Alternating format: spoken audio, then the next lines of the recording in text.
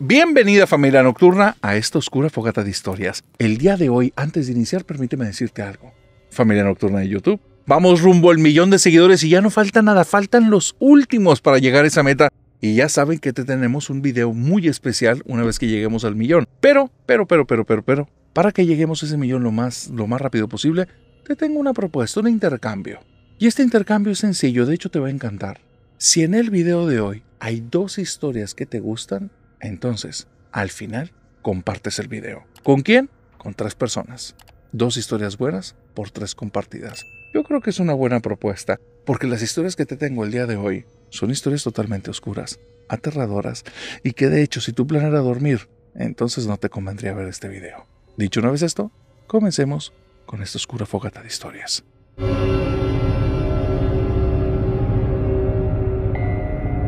Lo único peor a una casa embrujada es una ciudad embrujada.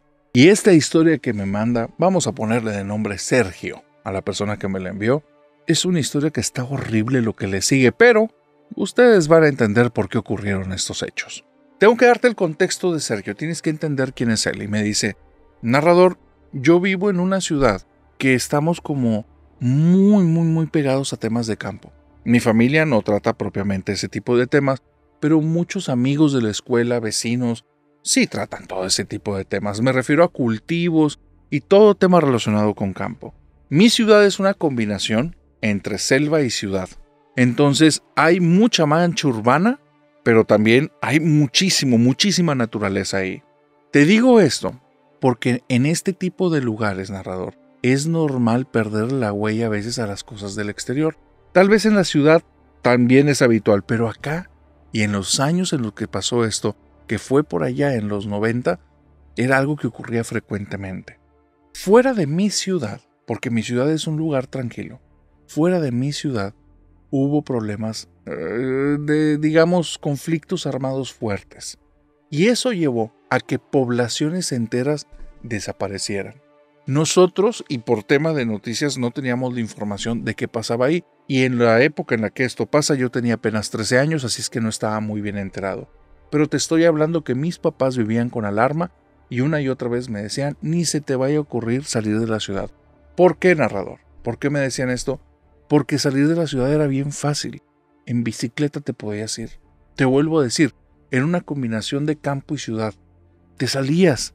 Andabas en la bicicleta y de repente ya estabas metido allá en el monte, ya te habías ido un par de kilómetros y ahí veías un poblado cerquita y bueno, pues ya llegabas a ver qué te topabas, si alguna tiendita, personas o así. Y mis papás me decían, ni se te ocurra salirte de la ciudad. Aquí quédate, ahorita está muy peligroso y así.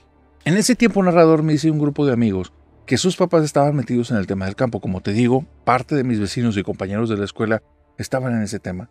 Exactamente qué tipo de cultivo y de qué se encargaban ya ni me acuerdo porque fue hace muchísimo tiempo. Lo que sí me acuerdo es que ellos sí traían más noticias de poblados cercanos. Y por ahí, te digo, como 1 o 2 años después de que empezaran estos hechos fuertes de estos conflictos armados alrededor de la ciudad, este grupo de amigos me comenzó a contar acerca de que había un poblado fantasma. Una ciudad chiquititita, te estoy hablando que tenía iglesia, que tenía una comandancia de policía, tenía por ahí una enfermería, tenía inclusive como una tienda grande y un videoclub y unas casas, pero era un lugar pequeño, una plaza principal, no había más parques y era todo. Y me decían que ese poblado era un pueblo fantasma, que no quedaba ni un alma en ese lugar, o más bien, lo único que quedaba en ese lugar eran almas. Yo estaba impactado, jamás había ido a un lugar que estuviera como abandonado por completo, entonces quería ir para allá y como le pusieron el nombre de pueblo fantasma, en mi imaginación me imaginé el lugar lleno de fantasmas como de películas, seres como blancos, azulosos, ahí con formas humanas, andando por la plaza sin darse cuenta que tú estabas ahí y como lamentándose. Yo me imaginaba esa escena y me daba escalofríos y decía, yo quiero ir a verlo, como si fuera un parque temático, un parque de diversiones. Pero bueno, narrador, ahí te va. Mis amigos me dicen que no hay manera, que ni de coña, no hay forma que ellos se vayan a aventar a ese lugar porque sus papás no solo se los prohibieron, sino que llegaron asustados, que les pasaron cosas. Durante un año yo me estoy llenando de esas sensaciones, de esas ideas, de esas ganas de ir a ese lugar. Y en una de esas, narrador, que me peleó con mi papá, porque los dos teníamos nuestro carácter, aproveché.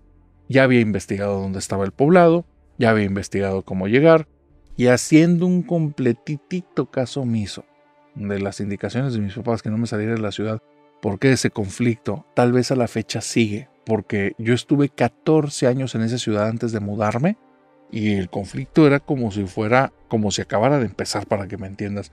Yo creo que puede seguir, ya no he investigado, hubo muchas cosas, pero bueno.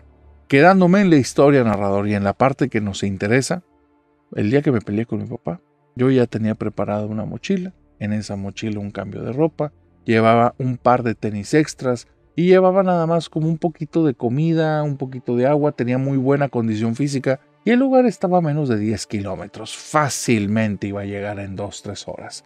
2-3 horas porque no es carretera, te tenías que meter en el campo, te tenías que meter en brechas y te tenías que ir ahí haciéndola, pero yo ya sabía dónde era y traía algo de experiencia para moverme ahí. No le avisé a ningún amigo, no le avisé a nadie, simplemente me peleé con mi papá y como ya era costumbre a veces en la casa, cuando él y yo nos peleamos, uno de los dos se desaparecía todo el día y al día siguiente en la mañana o ese mismo día en la noche llegaba a pedir disculpas y la vida regresaba. Yo hice mi conteo de tiempo. Eran las 10:30, 11 de la mañana, iba a llegar por allá de las 2, 3, 4 de la tarde al poblado y podía estar llegando a la casa a medianoche, sin problema. ¿Que podía estar en riesgo? Sí, y no por los fantasmas, definitivo, pero no lo pensé. Tal vez el arranque, tal vez la juventud, tal vez mi estupidez, no sé, pero me aventé. Y me lancé para allá, narrador. El camino estuvo bien, no me topé con ninguna persona extraña, no me topé con ninguna persona, no había nadie. Había brechas que se veían, que se habían hecho como pequeñas vereditas entre diferentes lugares que eran como de maizales, y de zonas que tenían ya el pasto altísimo, y se notaba que por ahí era paso de personas, estaba marcado, pero también se notaba que tenían meses, fácilmente meses, de que nadie tocaba el lugar. Así es que yo me fui muy tranquilo. Eran brechas y eran caminitos que ahorita no estaban siendo transitados, entonces en mi cabeza no corría ningún peligro. Y cerca de las 2:30 de la tarde, llegué a esta ciudad que vamos a ponerle de nombre la ciudad de Lampa. Llegué a Lampa y en Lampa estaba ahí. Desde arriba, desde donde llegué, porque estaba como en un tipo de hondanada, se veía ahí la placita, se notaba perfectamente dónde estaba la iglesia y se veía también la cárcel. Yo estaba impactado, narrador, parecía como un lugar congelado en el tiempo. Algunas de las casas estaban con las puertas abiertas y yo no podía creer eso. Me quedé ahí sentado, impactado por la imagen. Te vuelvo a decir, cuando ves un lugar que está completamente hecho, es una micro ciudad, pero que ya se nota que tiene por ahí mucha de la maleza y muchas cosas como altas, y las casas están ahí como congeladas y no hay movimiento, es una imagen que choca, es una imagen que impacta. Yo me quedé viendo, pero también una parte de mí me decía, vigila, no vaya a ser que haya alguien ahí y no esté solo este lugar y te vas a llevar un susto y de los feos. Después de unos 5 o 10 minutitos me decidí a bajar a Lampa. No se había movido ni una mosca de ese lugar, no se escuchaba nada. De hecho, era un silencio tan acogedor que te dejaba como la mente aturdida. Era como si ese silencio fuera tan grande, pero tan pesado, que la falta de sonidos era algo que te volvía loco. Paranoia, sensación de ser observado, todo eso, pero en el minuto 1 que estabas llegando a Lampa. Entonces comencé a bajar, narrador. Y el primer lugar al que iba a ir a visitar, y era un lugar que tenía desde hace mucho ganas de ver, la comisaría. El lugar ese, que es en donde hubo criminales, donde se llevaron a las personas presas, que era un lugar pequeñito. Era como una casa normal, imagínate una casa, no sé, de 10 metros por 15 metros de fondo, por 2. Eran 2 casitas, una al lado de la otra. La forma, un rectángulo grandotote. Pero era todo, no tenía más. Llego y me topo con la primera sorpresa. Las puertas están abiertas, no tienen seguro puesto. Tenían cristales en algún momento, hay pedazos de cristales tirados en el piso, me doy cuenta que debo de tener cuidado, pero las puertas están abiertas. ¿Por qué quebraron los cristales? No sé, no me importa. Entro y la penitenciaría o la comisaría esta está bien extraña. Tiene en la pared como una basecita de acrílico en la que hay unos folletos adentro. Los folletos tienen telarañas y un montón de polvo, pero están ahí. El pasillo, todo lleno de polvo, pedacitos de maleza, Por ahí se escuchan un zumbido que me da miedo que sean avispas, pero nunca me las llegué a topar. Sigo caminando por el pasillo, narrador, y era como si el lugar lo hubieran dejado intacto, no se ve vandalizado. Aparte de los cristales de la entrada, todo está normal. Las sillas están en su lugar, hay cristales completos dentro del lugar, están bancos donde había personas oficinistas o policías o no sé, y yo quiero ir a un lugar específico, solo me interesa un lugar, que es donde están las celdas. Claro que quiero ir a verlas ahorita que no hay nadie, o que se supone que no hay nadie, y qué tal si dejaron ahí a alguien, y ya lo que me voy a topar ahí son restos humanos, y me empiezo a hacer de ideas, narrador, qué tal si entrando a ese lugar hay alguien ahí que esté durmiendo, que esté viviendo, y me agarra, y me empiezo a hacer estas ideas. El silencio, narrador, era tal, porque lo único que estaba ahí era el zumbidito esto de las abejas o de las moscas, pero cada vez se hacía más tenue. Pero el silencio era tal que mis pensamientos parecía que gritaban en el lugar. Se parecía que si todo lo que pensara los demás lo fueran a escuchar en cualquier momento. Así es que iba caminando con un sigilo tremendo, iba sudando de la ansiedad y del estrés, y de repente, como si conociera el lugar, subo a un segundo piso, me voy por un pasillo, veo que las paredes tienen telarañas, tienen un poco también de diferentes plantitas que están creciendo entre trozos del cemento de la construcción, y sigo andando y sigo andando y sigo andando, y llego a una puerta en la que sé perfectamente que del otro lado están las celdas. Por una situación como extraña, como si mi intuición me lo dijera, toqué la puerta y dije, ¿puedo pasar? Y después a mí mismo me mencioné así en la mente diciendo, idiota, no hay nadie y no conviene que estés avisando que estés aquí, porque si hay alguien, es mejor que tú te des cuenta de él y no él que se dé cuenta de ti. Así es que en ese momento me pongo mucho más estresado, empiezo a sudar, empiezo a jadear, empiezo a empujar la puerta y me doy cuenta que la puerta cede. Cae un montón de polvo y ese montón de polvo me dice que esa puerta llevaba cerrada un montón de tiempo. Y me tranquilicé, no hay nadie, el lugar está vacío. Me relajo, empiezo a empujar la puerta con las dos manos un poquito más fuerte porque se siente que está atorada con algo. Me imagino que del otro lado está un cuerpo, una persona tirada. No hay nada, es maleza en el piso, o tierra acumulada, o algo que se quedó ahí abajo de la puerta. Pero le empujo hasta donde topa. Y veo que hay 2 celdas del lado izquierdo y 2 celdas del lado derecho. Las celdas, unos barrotes negros, narrador, que se ven que en algún momento tuvieron algún color probablemente azul, por lo que estoy viendo ahí, pero ya se ve todo escarapelado. Y entonces estoy viendo las celdas, no hay nadie, y empiezo a decir, oye tú, el de la celda 4, vinieron a visitarte, porque en algún momento como si se me hubiera metido el espíritu de un policía, y me sentí en mi película, y volteo a la otra celda, oye tú, no estés haciendo eso, o vas a pasar otros 2 meses aquí en la penitenciaría. Y de repente me sentí yo como un oficial y me imaginé con mi sombrero azul y me imaginé con una macana, y donde me imaginé con la macana, narrador, escuché algo que golpeó los barrotes. Un golpe, ¡pum!, un golpe metálico. No te puedo describir porque me tuve que aguantar un grito que se me quedó atorado aquí en la garganta. Me quedo viendo para allá, narrador, y escucho como un golpeteo, como si esa macana que yo me imaginé que tenía en la mano, alguien la tuviera en verdad y estuviera pasando por los barrotes golpeándolos. Ta ta ta ta ta ta ta ta ta ta. El sonido se venía acercando hacia mí cuando volteo al piso y veo, no que se marcan huellas, pero que el polvo se está removiendo y de una forma rítmica, como si alguien viniera caminando para acá y mientras con su macana invisible va golpeando los barrotes. No te voy a decir lo que no sucedió. Te voy a decir exactamente lo que pasó. No sé en qué fregado segundo yo volteé y me eché a correr, porque lo único que me acuerdo es casi cayéndome por las escaleras con las manos arriba, gritando, perdón, perdón, perdón, no me meta, no hice nada. Y solo voy corriendo. Narrador, y en un parpadeo estoy otra vez en la cima de Lampa, estoy fuera de la ciudad y estoy podrido en miedo, pero podrido como no te puedes imaginar. No lo pensé. Solo agarré la mochila con las 2 manos y me fui caminando de regreso al pueblo. Cuando llegué a mi ciudad, narrador, estaba cansadísimo, totalmente deshidratado, casi desmayándome y el cuerpo me temblaba. Hasta que llegué a mi ciudad fue como si aventara una carga encima que traía en la espalda, abrí la mochila, me puse a tomar agua y me empecé a llorar como un niño. No tienes idea, sentí que por primera vez estuve a nada de quedarme ahí y que nadie supiera nunca mi paradero. Llego a mi casa, son cerca de alrededor de las 6 de la tarde. Cuando llego con mi papá le pido disculpas, le doy un abrazo, me ve todo polvoriento, me ve con la mochila, me dice, ¿qué hiciste? Yo le digo, nada, papá, pero no te voy a volver a hacer enojar, perdóname. Yo lo que sentí era mucho arrepentimiento, pero no le iba a contar que fui a Lampa, me mata ahí mismo. Entonces dije, no le voy a contar nada. Fue una estupidez lo que hice, no lo voy a volver a hacer.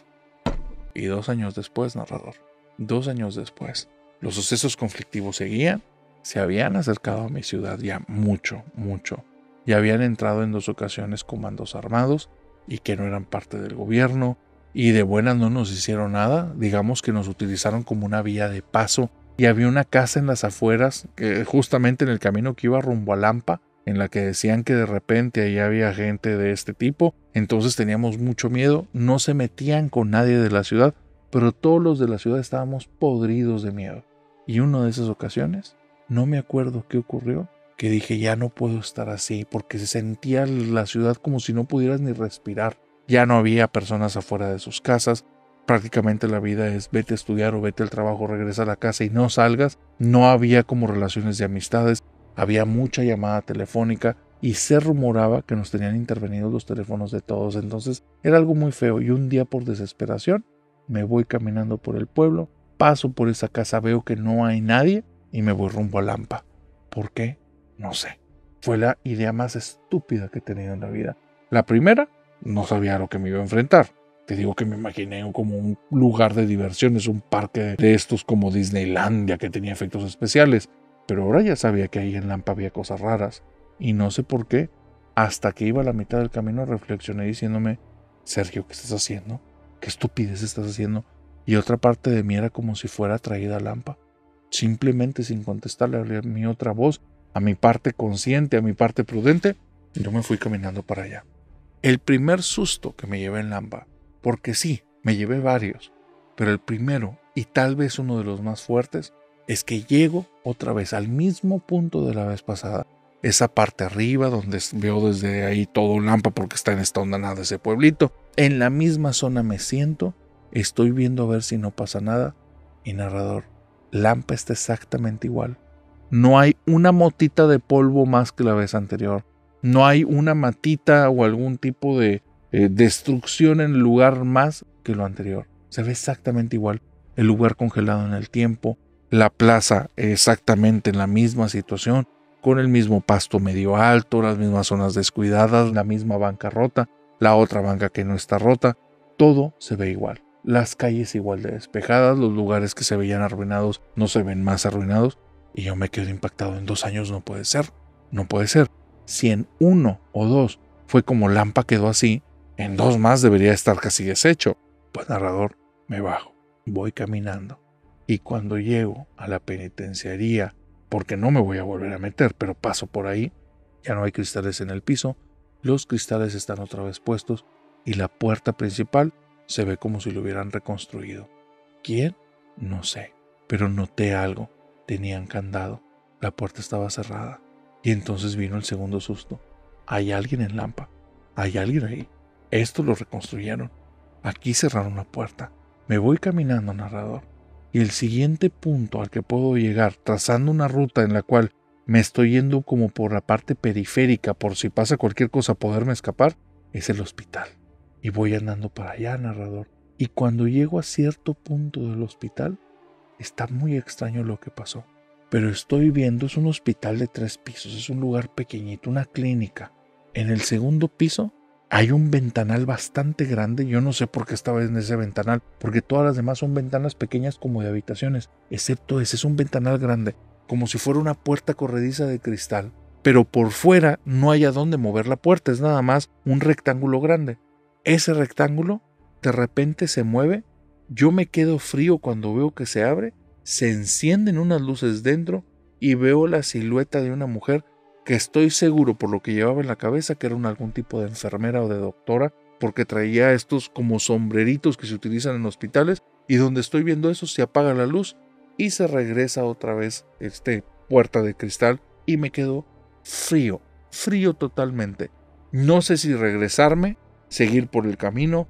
Estoy muy acelerado, tengo mucho miedo, me estoy preguntando qué carajos estoy haciendo ahí.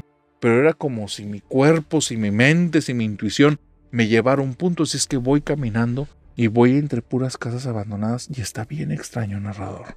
Pero era una cuadra en la que de ambos lados había casas simétricas, como si los hubiera hecho una constructora, todas las construcciones iguales, todas las casas exactamente igual a la otra. Los colores se repetían. Una era de un color como ladrillo, la otra era de un color beige, la otra de color blanco, y otra vez ladrillo, beige, blanco, ladrillo, beige, blanco, y enfrente exactamente lo mismo. Súper extraño, súper extraño. Yo a mí no me había tocado ver un lugar así. Aparte los colores no eran tan bonitos, se veía de mal gusto.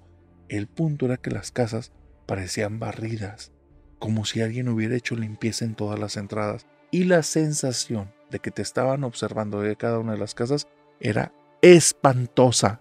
Se sentía que había muchas personas ahí, me estaban viendo, y yo, narrador, nada más agarré las asas, las correas de mi mochila y empecé a caminar más rápido, más rápido. Empecé a apretar mis brazos contra el pecho para intentar como tener control de mi respiración, porque sentía que de repente me iba a dar un ataque de pánico y me iba a agarrar corriendo como loco y no quería que me volviera a pasar eso. Comienzo a respirar, empiezo a apretar mis puños, voy caminando con las asas, voy avanzando por la calle y entonces me topo la siguiente construcción. Una iglesia al fondo. La iglesia que vi desde arriba. Es muy raro. Yo me considero una persona buena con mapas. Y ahora que tengo 43 años, te lo aseguro, soy una persona buena con mapas. Pero en ese momento, la iglesia no iba ahí. La iglesia que yo vi desde afuera de Lampa no iba ahí. No iba al final de esa cuadra. Tenía que estar como 3 cuadras más a la derecha, pero ahí estaba. Y empiezo a caminar hacia la iglesia como si algo me atrajera. Lo que pasó en la iglesia, narrador, yo no sé si fue mi imaginación. Yo no sé si ocurrió en verdad, pero ojalá, espero, deseo que todo lo haya inventado mi cerebro y simplemente haya sido un ataque de pánico. La iglesia se veía extraña, parecía como si le hubieran prendido fuego por fuera y hubieran quedado marcas de tizne por todas partes. La iglesia era igual que el resto de edificios de ahí, de cemento, de ladrillo, de bloc. El problema es que se veían manchones como de quemado. Conforme me voy acercando a la iglesia, hay un aroma horrendo, que en ese momento no sabía qué era. Al día de hoy sí sé qué es, pero olía quemado y algo chamuscado, pero muy feo, muy fuerte. Ese olor, a pesar de ser algo que impregnaba el aire de manera espantosa, sigue haciendo que vaya hacia allá, me atrae más. Cuando piso los primeros escalones, yo debía haber corrido en ese instante. Yo debía haber huido de ese lugar, pero algo me empujaba, y me empujaba tal cual a avanzar, porque cuando piso los primeros escalones, narrador, escucho personas rezando dentro de la iglesia. Eso no debería estar ocurriendo en Lampa. Lampa está abandonado, en Lampa no hay personas, o tal vez son los que moran las casas que acabo de pasar. Y donde me viene esa idea, sudor frío me empieza a correr por la espalda, por toda la nuca. No sé qué es lo que debo de hacer, pero es como si yo no pudiera tomar decisiones. Aprieto más mis manos y mi cuerpo sigue avanzando. Y donde llego al recinto, simplemente veo personas sentadas en bancas. No noto sus colores ni de la ropa, ni siquiera de cabello, ni nada de eso, porque es un lugar que está en penumbras. Son como sombras que están sentadas ahí. Y enfrente hay un sacerdote que está dando la espalda a todos y está como agachado. Después levanta las manos y en las manos trae un libro y después se voltea. Yo estoy desde la entrada viendo esto y me quedo aterrado, narrador.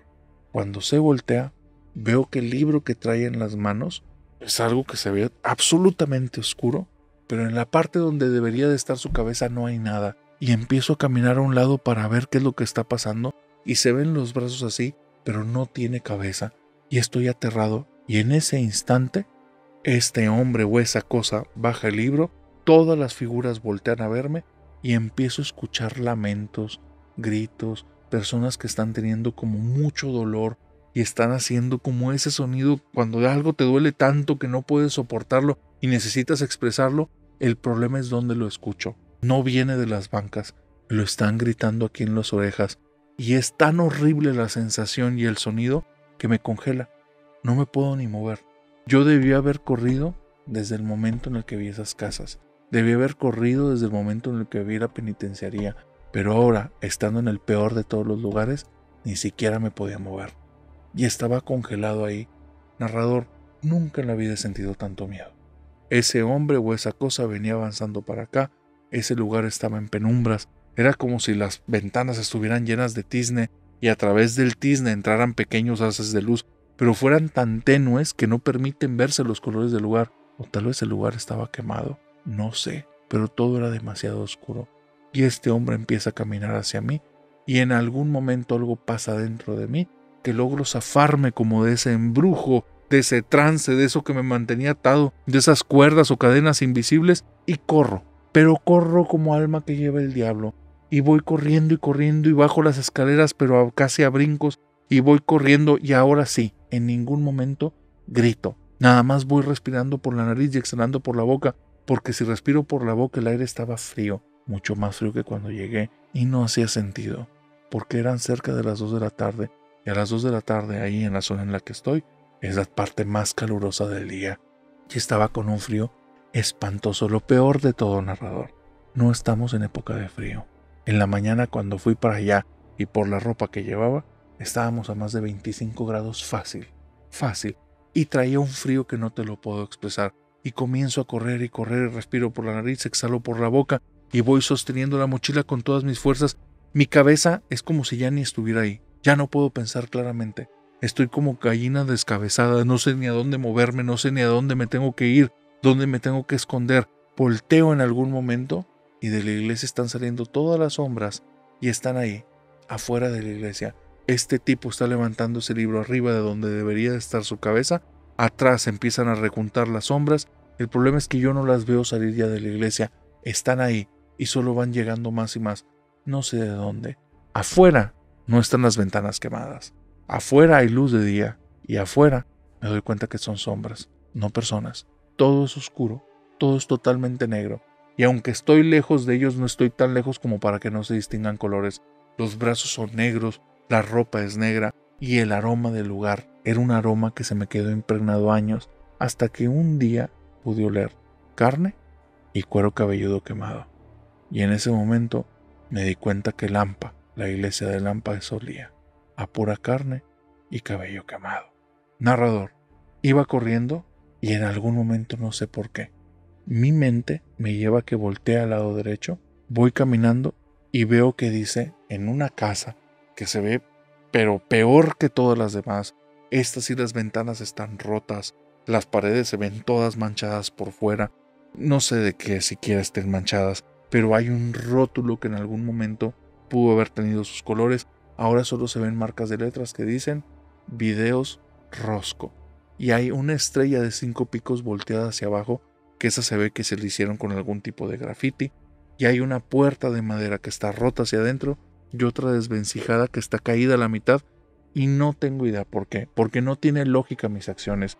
No es algo que yo esté dictaminando con mis decisiones. Es como mi cuerpo que hubiera tomado control propio de todo y simple y sencillamente fuera y hiciera lo que le placía. Y en ese instante a él le complació que me agachara y me metiera a los videos de Don Rosco.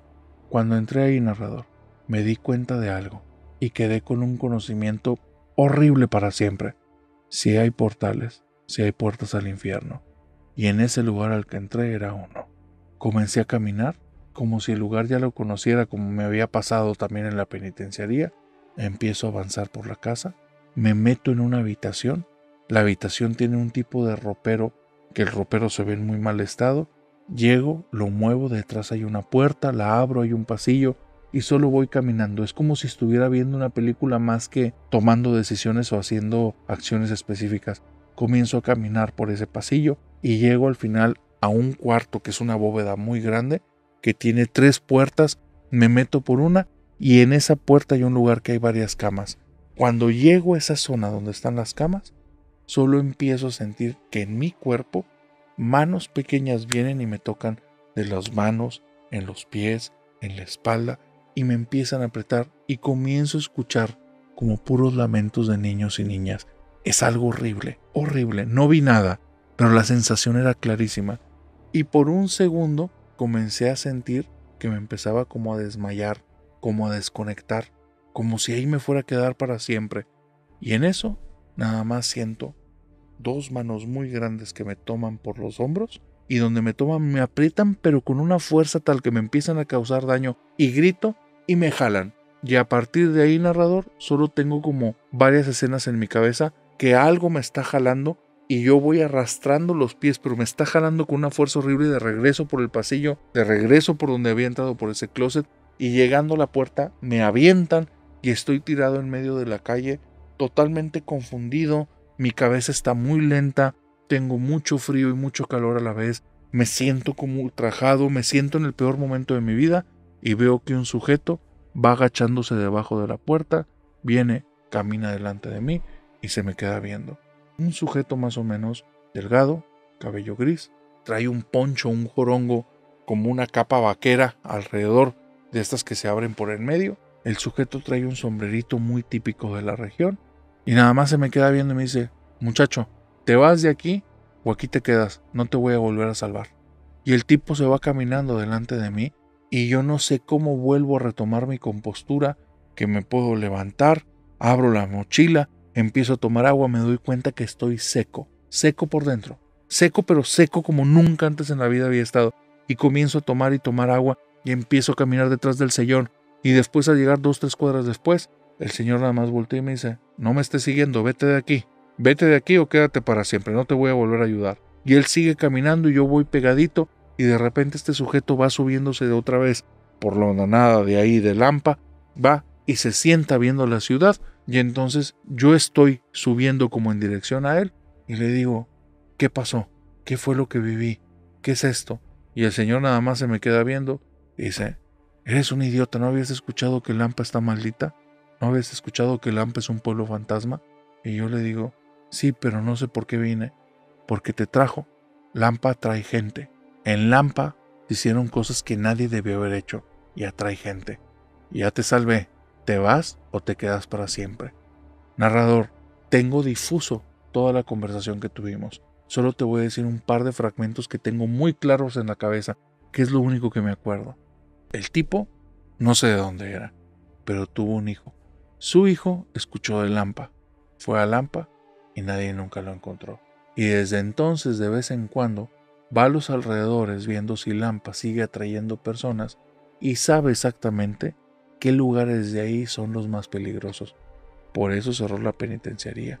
Él fue el que le puso el cristal, él fue el que puso el candado, porque dice que no quiere que ninguna otra familia sufra lo que él sufrió. Porque en Lampa la gente desaparece, pero nadie encuentra los restos.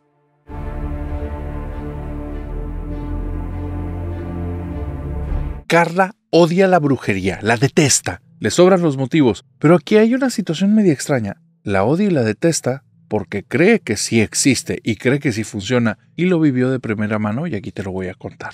Resulta que Carla estaba en una situación como muy positiva, muy buena de su vida hace unos 6 añitos. Carla acababa de conseguir un puesto ejecutivo importante en una empresa de su ciudad, y este puesto estaba con un salario, con una tarifa muy atractiva, muy buena. Ella nunca había ganado tanto en toda su vida. Aparte, las prestaciones de la empresa, todo ahí era perfecto. El puesto que ella tenía era un puesto creativo. Tenía que ver mucho con ideas, tenía que ver mucho con tener una mente muy ágil que pudiera ver las cosas como otros no los veían, pero al mismo tiempo con ser muy empática. Ser una persona que cuando trataba a otro, en muy poco tiempo entendiera sus necesidades, se pudiera poner en sus zapatos, pudiera entender de qué le estaba hablando, porque cada persona es un mundo. Y ella, Carlita, se sentía que era una exploradora de mundos externos, de mundos extraños, y para esto hacía diferentes ejercicios. Me dice: mira, narrador, esto que hacía yo es muy raro, pero yo lo hacía porque mi trabajo me lo exigía, y de cierta manera con el tiempo le agarré un gusto tremendo porque me daba mucha agilidad. Yo me iba a comedores públicos, me refiero de plazas comerciales, de lugares en los que se juntara mucha gente que probablemente yo no conocía. Me iba a veces a sectores lejanos a donde yo estudiaba, trabajaba o vivía, lugares donde no tuviera conocidos. Compraba un café grande, me compraba algo que realmente a veces ni siquiera me lo comía y me ponía a sorber el café. Y me ponía unos audífonos, que los audífonos no tenían música ni tenían nada. Era nada más como para que no levantara sospechas porque me quedaba ahí cerca de 1 hora, 1 hora y media. Lo que realmente estaba haciendo era escuchar las conversaciones de las personas. No me interesaba el chisme, a mí no me importaba para nada saber o no de la vida de otros. pero cuando escuchaba la conversación de alguien, me empezaba a imaginar su mundo. Llegué a escuchar conversaciones de parejas que empezaban a tener una discusión acerca de la educación de los hijos, cómo lo debo de educar, y entonces el hombre decía, pero es que estos tienen que ser rudos, no los vamos a estar educando para que sean frágiles como lo están haciendo los papás de ahorita. A mí mi papá, si yo no lo entendía, mira, 2, 3 cachetadas y al día de hoy se lo agradezco, me hizo el hombre que soy. Pero entonces la chica le empezaba a decir, bueno, pero también a veces tú me lo has dicho que tienes arranques de rabia que no los puedes controlar, que en muchas ocasiones se sientes con mucho coraje. ¿Y cuántas veces no te has agarrado a trancazos con las personas y no sabes ni por qué? No, si también eso lo tienes que tomar en cuenta, no es nada más lo tuyo. Y me empecé a imaginar todo un narrador.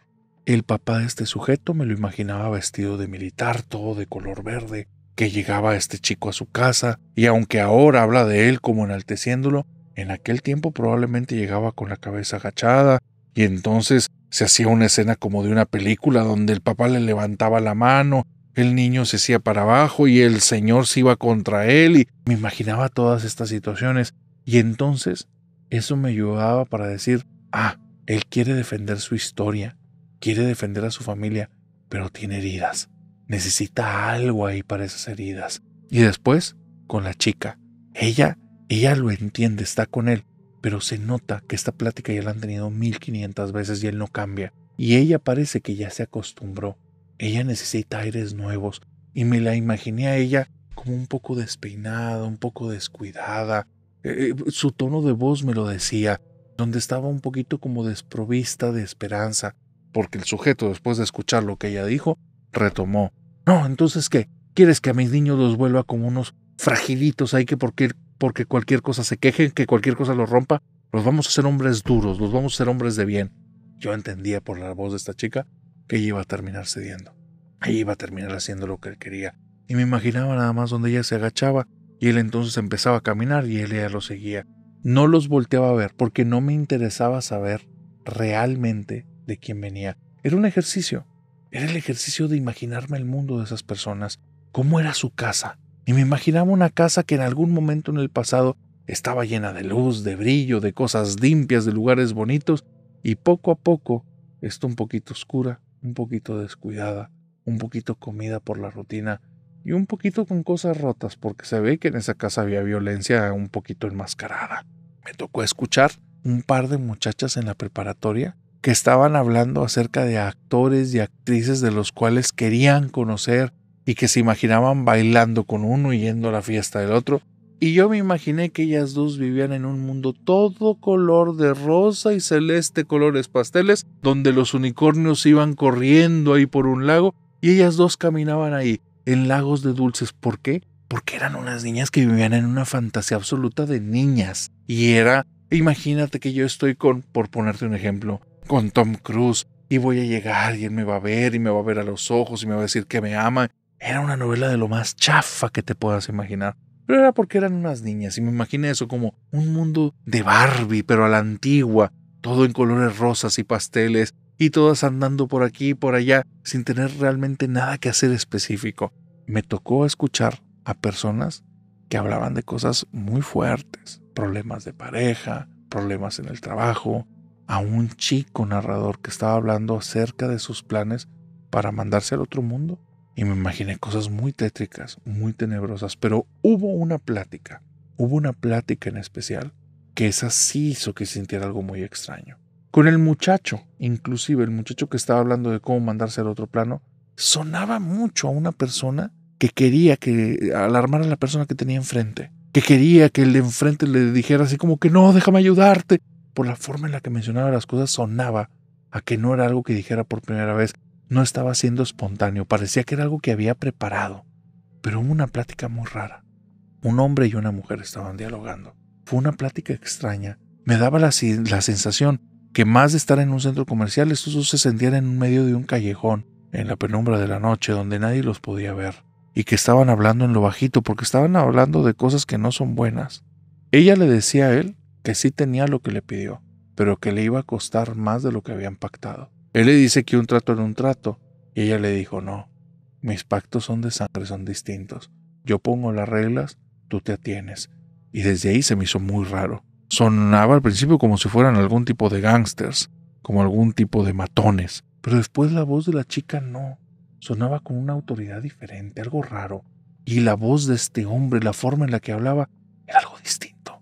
Era como alguien maquiavélico, como alguien que manipula, como alguien que desde las sombras hace las cosas, pero al mismo tiempo era una voz educada y al mismo tiempo falsa. Como esas personas que te tratan con una sonrisa y sabes que detrás de su mirada hay ahí muy malas intenciones hacia tu persona. Creo que todos nos hemos topado con esas personas que te dan una cara pero realmente sienten todo lo contrario. El sujeto sonaba así, amabilidad falsa, palabras bien selectas, y la otra mujer sonaba una persona que no se dejaba amedrentar por nadie. La conversación me llama mucho la atención porque tenía algo. El mundo que yo me imaginaba de ellos era todo oscuro, todo malévolo, todo lleno de falsedades. Y ella decía, si tú la quieres para ti, ya te dije que sí tengo lo que necesitas. Necesitas hacer que se lo tome todo de un sorbo. Y 2 días después va a ser tuya. Y sí, ya sabes que su papá la cuida mucho, si es que todo lo de él va a terminar siendo tuyo. Nada más que tienes que tener muy claro que después de que ella se tome eso, para ella ya no hay marcha atrás. ¿En serio no te quieres tocar el corazón? Y él decía, a mí me interesa su dinero, no su corazón. Así es que, ¿me vas a ayudar o no me vas a ayudar? Y ella decía, no, eso lo dejo en tu karma, no en el mío. Yo nada más estoy haciendo lo que me pides, yo ya te advertí que no es bueno. Pero ella no va a regresar a ser la misma, no, solo haz que se lo tome y ya. Y entonces, a él se le sale de decir María Luisa. Cuando escucho María Luisa, la palabra María Luisa, el nombre completo María Luisa, es muy raro porque la forma en la que se pronunció, a mí me sonaba algo que yo ya había escuchado antes alguna vez, pero no ubicaba dónde. De ahí, narrador, quiero decirte que siguieron hablando. Yo entendí que era algún tipo de brebaje, conjuro o algo. Terminé captando que era algún tipo de bruja y que este tipo lo que quería era amarrar a una persona. Yo en la vida había escuchado eso. Yo no sabía de esas cosas, pero era fácil deducirlo. Algo que necesitas que se tome va a dejar de ser ella y va a ser prácticamente tu esclava para lo que tú quieras. Pero recae sobre ti porque ella ya no va a poder ni trabajar bien, ya no va a tener buenas relaciones, va a ser como un zombie en vida y eso te toca a ti cargarlo. Me entendí que era o una química, o una persona que envenena personas, o una bruja. Lo capté y después investigué y capté que era un amarre. Y dije, bien, ya entendí por dónde va. Pasan 3 días más o menos, o 4, mi vida sigue normal. Me acuerdo una y otra vez de esa conversación. Esta conversación fue hace 3 añitos o 4 más o menos, narrador. Y yo me siento muy incómoda y estoy pensando y haciendo oración, pobrecita María Luisa. Diosito, si existes, por favor, ayuda a María Luisa. Por favor, no dejes que este bastardo y esa mujer le hagan daño. No sé quién es esta chica, pero por favor ayúdala. Y decía María Luisa, y algo me resonaba, y algo me resonaba, y algo me resonaba. Y un día llego al trabajo, estoy trabajando normal, yo estoy en mi oficina y escucho una llamada de intercomunicador que se coló a una oficina al lado de la mía o enfrente. Pero lo escucho y escucho la voz de un hombre que pregunta a ver si está María Luisa. Y donde le escucho me pongo fría. Era la voz del sujeto de ese salón de comidas donde yo estaba, el güey que estuvo hablando con la bruja. Y entonces paro las antenas y digo, no puedo dejar que esto pase, no en mi oficina. ¿Quién es la mentada María Luisa? Y entonces, narrador, veo que de la oficina, el dueño de la empresa, sale una chica toda vestida de blanco. Y era María Luisa, la hija del dueño. Yo por eso se me hacía el nombre conocido. Alguna vez lo escuché al señor mencionar a su hija. Pero la niña no trabajaba ahí con nosotros, eso estaba muy extraño. Yo me adelanto, me voy pegando para allá, voy viendo que María Luisa va llegando y veo un sujeto altote, moreno, fuerte, vestido en un saco, en un traje, muy elegante el tipo. Pero cuando habla dije, no puede ser, es el sujeto, el falso, el que estaba con la bruja, sí es él, es la misma voz. Y nada más veo que trae como que un frasco alargado y le dice, aquí está, ¿te acuerdas que te prometí, María Luisa, tu proteína, lo que te iba a ayudar mucho para que ahora estés muy guapa para nuestra boda?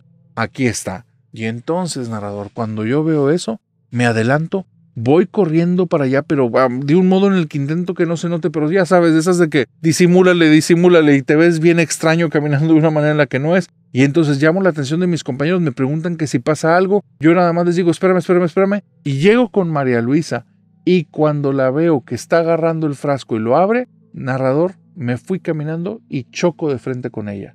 Pero me fui con todo, con toda la intención de que brincara la porquería que traía adentro y le cayera encima al otro. Y así pasó. Los dos se mancharon, la chica traía su vestido blanco, quedó toda manchada de esa porquería, que era de un color como marrón muy feo. El tipo le cae encima y me ve con unos ojos de diablo. Y entonces le digo, discúlpeme María Luisa, discúlpeme, no fue mi intención. Y la chica se transforma. ¿Cómo se te ocurre, maldita empleada, maldita gata? ¿No ves lo que acabas de hacer? ¿Sabes cuánto cuesta este vestido? Y me empieza a tratar como nunca nadie me había tratado en la empresa. Pero era como si estuviera fuera de sus cabales. Jamás nadie había tratado a alguien así en esa empresa. Era una empresa muy humanista. Se hace el zafarrancho a tal grado que llega el dueño, sale de su oficina y está impactado. Y yo volteo con él y le pido disculpas, perdóneme. Me aceleré, iba caminando, me topé con su hija, no fue mi intención. Y la hija está vuelta loca y voltea y le dice, o la despides, papá, o no vuelves a saber de mí. Y el señor se queda intrincado. Yo volteo con una cara de por favor no. Me despidieron, narrador. Me quedé sin trabajo. Me quedé sin nada. La chica, yo no sé por qué, o qué pasaba en su cabeza, o si fue parte de los embrujos de este tipo, pero con todas las empresas que estaban en mi ramo me cerraron las puertas. Me jodí la carrera, me jodí. Estaba pagando un departamento, tuve que salir con las penalizaciones, me quedé sin dinero de pagar mi auto, me quedé sin mi auto, me lo tuvo que retener el banco. Entré en un problema que me ha llevado 4 años solucionarlo, subsanarlo. Estoy trabajando en otra ciudad, en otras cosas, pero te voy a decir algo. Número 1, odio el tema de la brujería. Lo odio con todo el corazón. Y número 2, lo único que me enteré es que se casaron.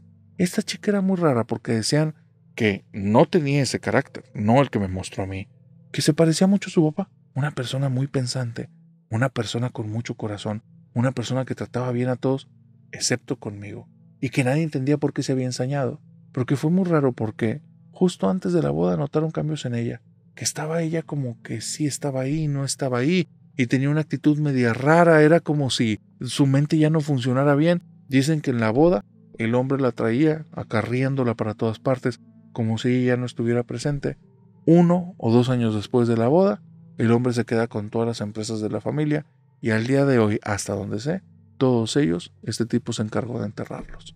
¿Cómo no está en la cárcel? No sé. Las empresas se perdieron, él se quedó con el dinero y yo no quiero volver a saber nada de esos temas.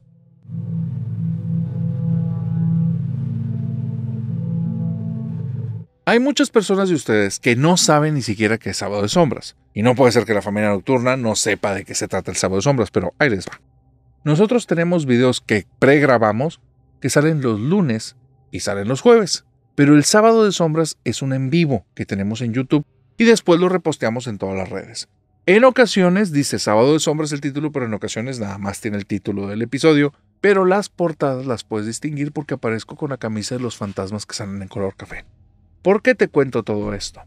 Para que sepas, 1, que los lunes y los jueves es cuando estrenamos, y los sábados, que a veces son los viernes y a veces los domingos, porque el Sábado de Sombras aparece cuando quiere, pero en los sábados de sombras es una interacción diferente. Hablo con la comunidad, les cuento historias de así. Y este Sábado de Sombras, el pasado, que en YouTube lo puedes ver en la pestaña de en vivos, ahí me mandaron una historia que estaba muy fuerte, porque hablaba acerca de una chica que inició una panadería, y después como que una cliente le llevó un duende y bueno, empezaron a pasar cosas muy extrañas. Para este episodio me mandaron una historia que me dejó la piel chinita, porque cuando escucharon la de la panadería, una chica levantó la mano, su mano de familia nocturna, su mano fantasma, y me dijo, narrador, yo tengo una historia muy parecida a eso porque me pasó algo así hace unos años. Esta chica trabajaba en un restaurante. Vamos a ponerle de nombre Zulema. Zulema trabajaba en un restaurante. Era su primer trabajo que tenía en toda su vida. Ella tenía alrededor de 16 años. Es el primer trabajo que tiene. Y su trabajo en ese restaurante es prácticamente estar en la caja, estar cobrando. El trabajo de caja en ese lugar era todo un tema, porque no ocupas de dedicarte a más cosas. Hacer los cierres de caja, los cortes, estar al pendiente del dinero y con la cantidad de movimiento que tenían, era un tema serio. Aparte, parecía que había alguien por ahí que tenía las uñas muy largas, porque de repente faltaban ciertas cantidades de dinero en algunas cajas. Zulema me dice, mira narrador, seré pobre, pero bien honrada. Jamás me he llevado un peso de nadie en nada. Alguna vez que me quedé con feria de más, sí, pero es más un error que intención. Y después siempre he buscado regresarle a las personas cuando he hecho una mala cuenta. Pero, ahí te va. Sabíamos que alguien estaba robando. Yo tenía trabajando apenas 2 semanas. Entonces a mí me ponen como una empleada de confianza porque se dan cuenta que yo no hago nada en contra de nadie y soy una persona como de valores muy firmes.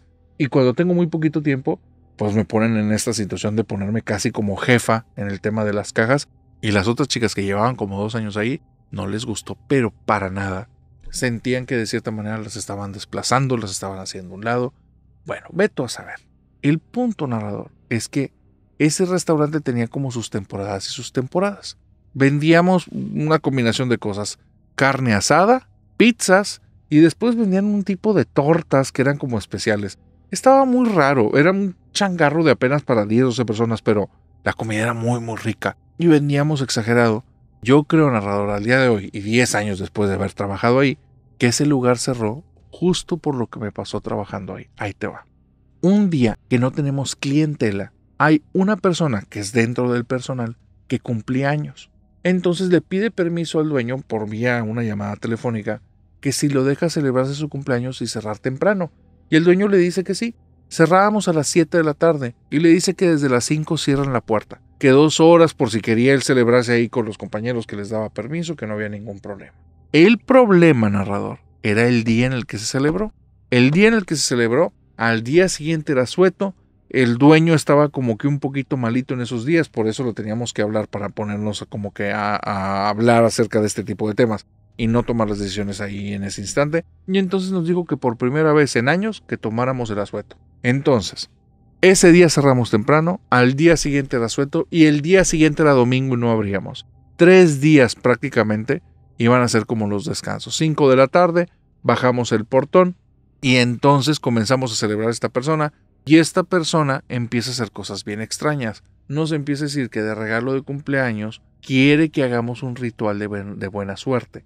Y entonces yo le digo como que, oye, a mí no me gustan el tema de rituales y cosas así, mis respetos para ti, pero no, yo no le entro. Y él dice, no pasa nada, aparte es mi cumpleaños y es un regalo. Y yo le dije, no, pero no, o sea, yo no quiero participar en nada de rituales ni nada de eso. Él trae un gis, no sé por qué, pero es un gis con el que empieza a marcar el piso, le vale, y hace una estrella, un pentagrama volteado. Y yo le empiezo a decir, o sea, tú eres de algo así como de satánicos y eso. Me dice, no seas tonta, estas son cosas de Feng Shui y tiene que ver nada más con los elementos. Dice, pero la gente ignorante como tú, a todo le quiere ver cara de diablo. Y empieza a hacer terminar su pentagrama, pone ahí unos símbolos, y yo le digo, mira, haz lo que quieras, pero en serio, yo no voy a participar en esto. Se ponen el resto de compañeros ahí, le siguen el juego. Unos no querían, pero él presionó mucho para que estuvieran. Narrador, él hace que se agarren todas las manos. Varios de ahí no querían ni participar, pero él presionaba mucho y presionaba mucho. Y bueno, están ahí todos alrededor, se agarran las manos. Las 2 chicas de caja me están viendo con una cara de que, ¿ves? Y a ti te ponen de encargada y ni te atreves a nada. O sea, me están viendo feo. Y yo con una cara de, ay, güey, no los voy a poder callar en toda la semana por esta estupidez que nada tiene que ver con mi trabajo. Y están ahí participando en eso. Cuando se nos va la luz, una chica tira un grito. Después de eso regresa la luz. Dice que le rasguñaron la mano. Todos empiezan a reír y empiezan a hacer bromas obscenas en torno a eso. Como que, ¿quién se quiso propasar? Y bla, bla, bla. Yo estoy como que me río y no me río porque no me da gracia. El problema es que veo las heridas y sí están raras. O sea, sí se ve como un rasguño, pero no se ve un rasguño como de zona, no sé las partes de la mano, pero de lado a lado no es, sino que viene desde la muñeca hacia el antebrazo. La rasguñaron hacia arriba y se ve medio profundo. La chica está sangrando un poquito. La tenemos que dar ahí curaciones. Oye, la broma deja de ser broma cuando la chica sigue sangrando. Finalmente tiene que ir a una enfermería.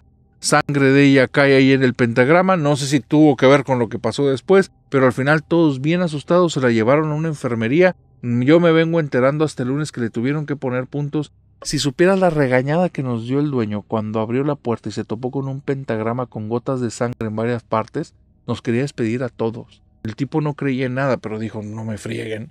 ¿Qué es esto? ¿Qué están haciendo cuando yo falto, no? Entonces ya tuve que explicarle que no tenía nada que ver, que pasó un accidente, que ta. Bueno, narrador, no fue necesaria ni una de las explicaciones después del segundo día. El dueño estaba muy molesto. Borramos todo con una trapeada. El cuate que se había encargado, él nunca dio la cara. La tuve que dar yo y tuve que explicar por todos. Las chicas de las cajas me seguían viendo como si yo fuera quién sabe qué. Y la chica de los puntos ni me dirigía la palabra, pero yo la veía muy raro. estaba como que media desconectada, media cansada, extraño. A partir de ahí, narrador, a todos excepto a mí, los empiezan a asustar. Desde, estar preparando cosas en la cocina y que de repente salía corriendo una de las chicas de las cocineras, que porque se movieron las cosas en la mesa. El tipo que teníamos en almacén, nuestro almacenista, que algo lo estaba viendo detrás de los estantes.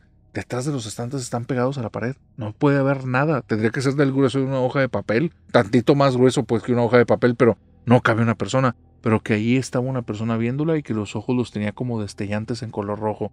El dueño en una ocasión, estando en la oficina, se sale de la oficina y dice que va a regresar tal vez más tarde, pero yo lo veo muy nervioso. Después, en confianza, le pregunto que qué pasó y me dice, no sé, me estaba quedando dormido y escuché que alguien me empezó a hablar al oído y me dio mucho miedo porque es la voz de un familiar mío que falleció hace muchos años. Todos, narrador, todos empezaron a tener sustos ahí, excepto yo.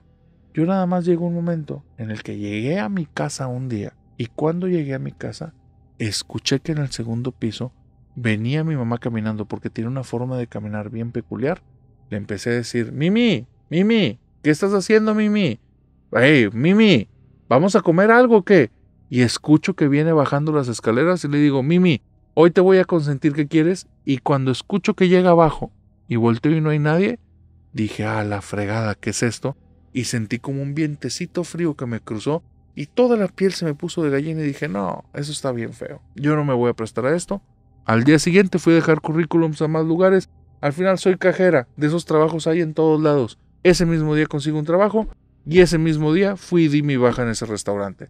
Bueno, todos los que participaron ahí, en el lapso de los siguientes 2 años, empezaron a tener accidentes fuertes.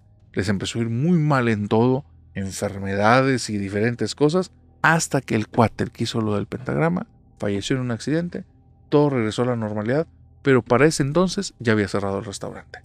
Narrador, no sé, se me hace mucha coincidencia, pero yo digo que por andarle jugando al vivo, terminaron embrujando mi lugar de trabajo.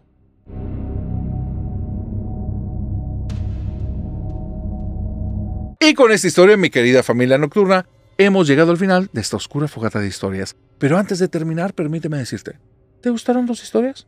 ¿O acaso te gustaron las 3? Porque si te gustaron 2 historias, entonces comparte este video con 3 personas. Y si te gustaron las 3, comparte el video, suscríbete y dale a la campanita. Y si estás en Spotify, aplica igual, porque recuerda que en Spotify vamos por el 2026. Y para llegar al 2026, vamos por el 1,000,000 y cada vez estamos más cerquita. Y a partir de enero, gente de Spotify, retomamos Pláticas Secretas. Pero para las personas de YouTube, para todos los que me están viendo en YouTube, les tenemos una sorpresa la próxima semana. Esa sorpresa se las cuento el jueves.